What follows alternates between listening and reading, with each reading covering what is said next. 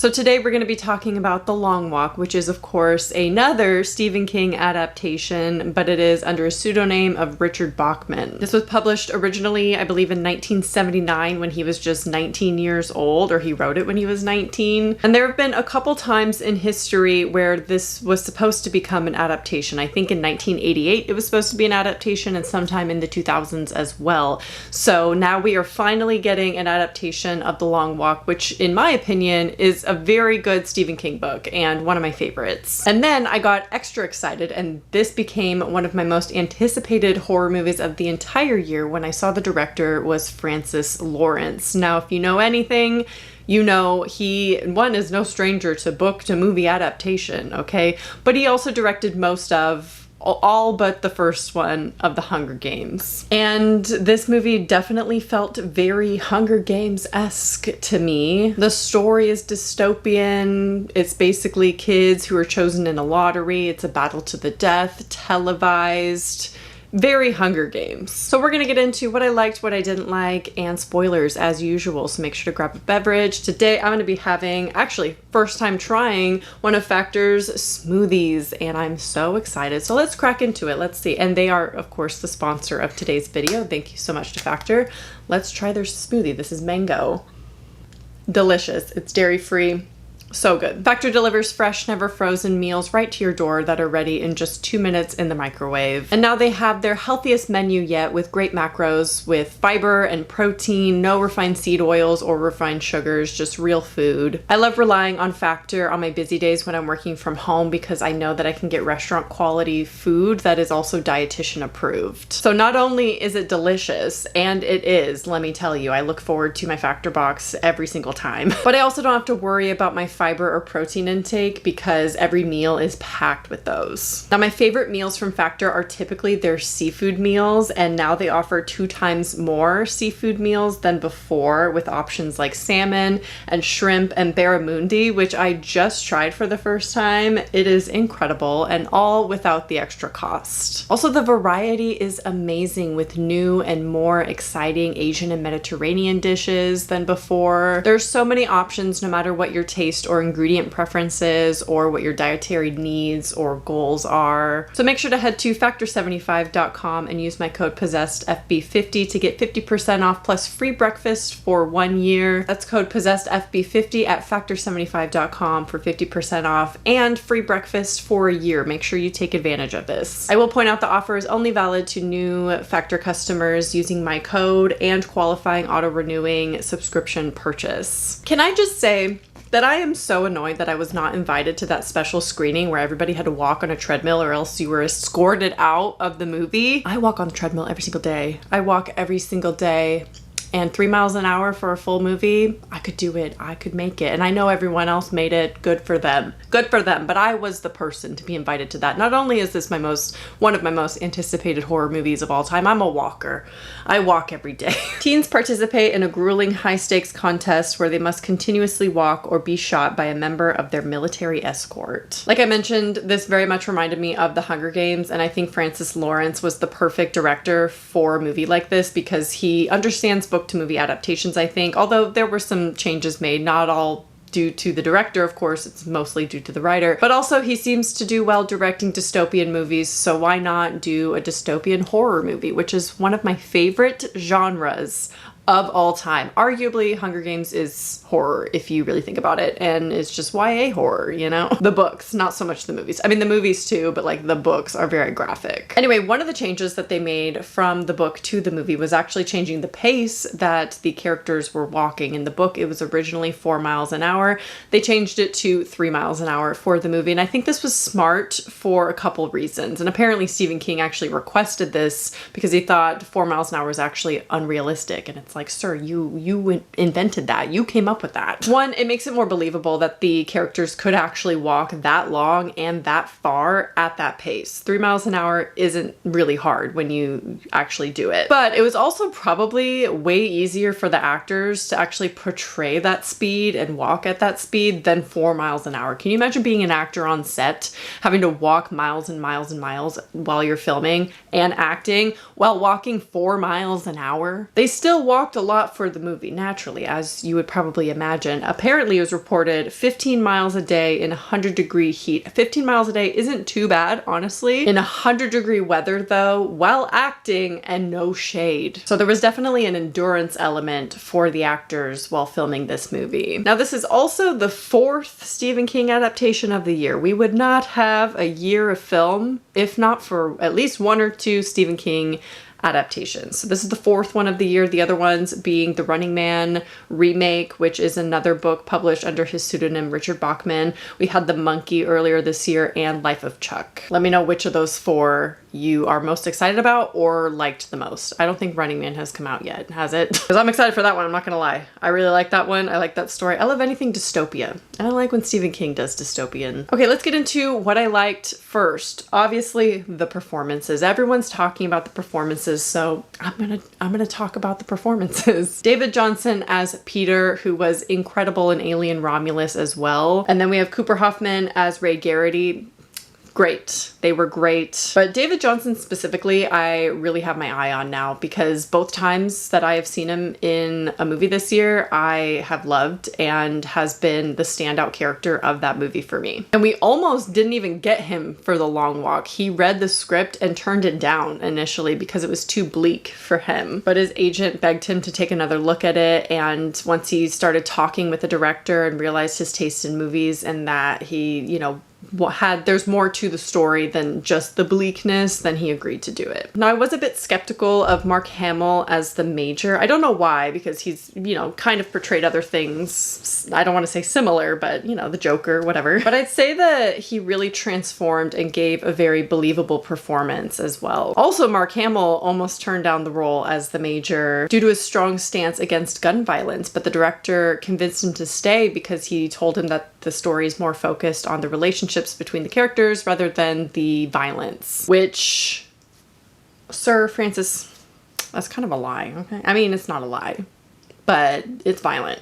So obviously the casting is really great, but also more than that, the chemistry between the characters, which I know translated from Offset because the 2 leads in this movie became good friends offset, and you could just really feel that in the movie, and it became very palpable, their brotherly chemistry in the movie. I liked the heavy-handed message of you just gotta keep on fighting when you got no fight left in you, you know? Maybe a little cliche, but you know, it's effective. It works for me. It encourages you to persevere despite the challenges that you might face, and it's one of those movies you say, thank God that's not me. I'm lucky I am here and not there. I liked also, they addressed many of the questions that would arise about what challenges you would come across when you are on the long walk. Where are you going to the bathroom? What kind of injuries are you going to sustain when you're on the long walk? And also different ways that the body can break down. I'm glad that they addressed all of those questions, although, you know, did we need 2 of the bathroom scenes? Probably not. I think 1 was good. You know, some people say like nudity isn't needed in horror and, you know, some things just you don't need to see. I don't think poop needs to be in horror. I don't think we need to see poop as much in a horror movie. It's horrifying for me, but like, I don't need to see that. Implication goes a long way, you know? So speaking of ways that the body can break down, the violence, I was shocked. Okay, I know it's a violent story. I know the concept, but you think that most things, most of the time, they're just getting shot. It's not too bad, right? I mean, that sounds horrible to say, but like, you think that's most of the story. And it kind of is, but like, there are so many other things, so many other ways and things that can happen to your body and just to you while you are on the long walk. Once they did the first kill, I was like, oh, this is gonna be a really messed up movie. And I'm glad they did not hold back, because that is what, I don't want to say gore makes a horror movie because I don't really believe in that, but when it comes to this scenario, it wasn't just the gore. In fact, the death that really stuck with me the most wasn't even that gory or horrific. It was just conceptually was hard to think about. And I think they executed that so well throughout the entire movie of just the variety. This is one of those movies you're gonna want to watch for the variety and the different deaths and things and just different things that happen, you know? And it's all very believable and realistic, and yeah, it's just violent. So if you don't like violence and you don't like gore, this is not for you. And if you don't like poop, also not for you. So let's talk about what I didn't like besides the poop. Something about what I was worried about was that the middle of this movie would get repetitive. It would feel a little repetitive, and it kind of did. It kind of dragged in the middle a little bit. There were some definite, you know, heavy moments and exciting moments and things sprinkled throughout. The pacing was fine. I feel like the pacing was fine, but it did get a little tiny slow in the middle and a little bit repetitive. I mean, how can it not, given the scenario and the situation and the general story? The reason why I think it works so well in book form is it is a pretty short book, all things considered, but when it's adapted into a movie, you gotta make it a feature-length film. There was a lot of infighting amongst the group. Of course, there's a lot of brotherhood going on, and then there's a lot of fighting going on, which both are very believable. You find your people in the walk, and then you find your enemies as well. And I liked that, but I felt like the fighting became repetitive as well, because they ended up just like... I'm sorry if you can hear that. Unfortunately, the litter box lives in my office.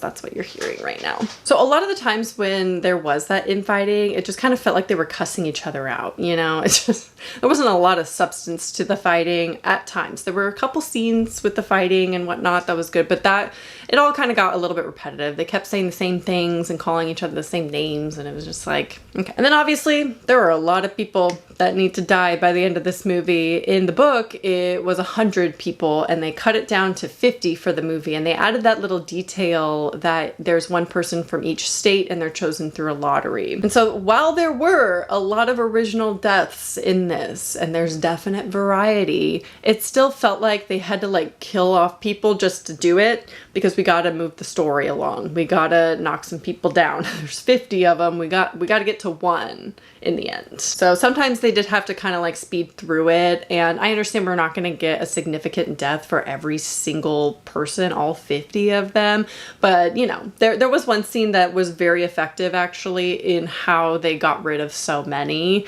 and that was the one time where I felt like it was kind of okay. And then the last thing I didn't really like was the ending felt a little bit rushed through. Like the climax of the movie was so short to me, and I don't know if it was just so fast-paced, there was so much going on, but it felt very rushed, and I wish we had spent more time in that heaviness and that tension. Although it's based on a book, you're still like, what is gonna happen in this movie? Like, what is gonna happen in the end? So I just wish we lingered with that a little bit more and didn't like speed through it. All right, let's talk about spoilers, shall we? Don't watch the rest of this video. I highly recommend this movie though. I really liked it. I would give it a 4 out of 5. I think overall, I was a huge fan, huge fan. But now we're gonna get into spoilers. So the first thing that I'm actually really grateful that they changed from the book, they got rid of the sex scene.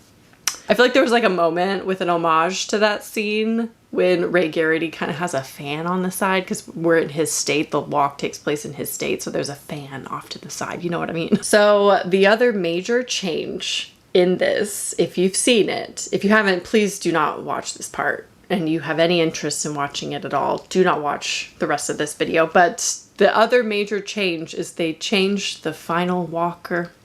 So in the book, the final walker is Ray Garrity, and in the movie, they fake you out and they think that Pete, okay, so Pete tries to sacrifice himself. He hangs back and he tries to give up, and Ray convinces him to continue on for just a little bit longer, and then Ray slips out. He's on his third warning, and Ray gets shot, and that makes Pete the final walker. And then it doesn't end there. And I'm glad they did these changes for the movie, because it definitely makes it more exciting. I think the book ending works fine. The ending is fine for the book, but the movie needed to be more exciting. Okay, we're visually, we just need more, you know? And so Pete asks for one of the guns and then shoots and kills the major, which they kind of, you know, hinted that something was going to happen because that was Ray's whole intention. His one wish was going to be to ask for the gun to kill the Major because he had killed his father. And then at some point, Ray had decided against that idea and he just wanted to live happily with his mom and not, you know, sacrifice any more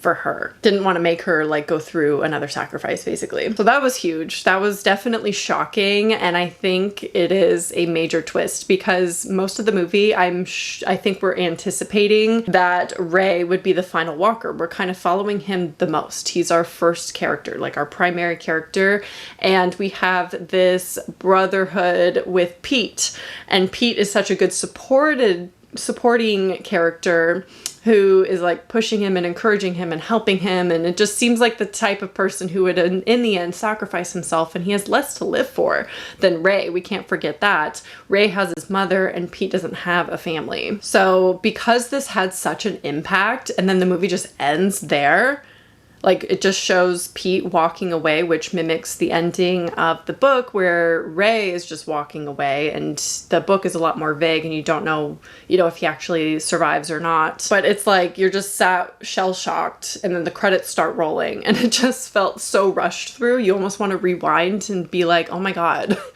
what just happened? Because it happened so fast. Like we've had so much buildup for so much of the movie, and then it's like 3 minutes of climax. That's what it felt like. I don't actually know how long the climax was. When it comes out on digital, I can actually look, but it just felt like 3 minutes, and I was like, it just felt so fast.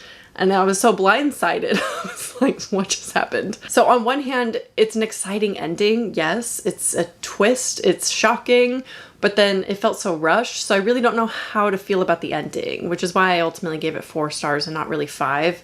And also because it was a little bit repetitive in the middle. But overall, really, really enjoyed The Long Walk. And although I will say, I don't think I could rewatch this anytime soon. I mean, I'm going to on the treadmill, but I feel like that'll be enough distraction that I won't feel too emotional about it, because this movie definitely gets emotional. And I could have cried if I let myself, but I didn't. I was actually successful in stopping tears this time. So it's not so bad where I couldn't stop it, unlike most movies this year, but we're good. I didn't cry in this one. I could have if I really wanted to. But of course, let me know your thoughts about The Long Walk in the comments down below. If you read the book, if you want to do some more comparisons, that would be awesome. Let's all have a discussion down below. I hope you enjoyed, and I will talk to you soon. Bye.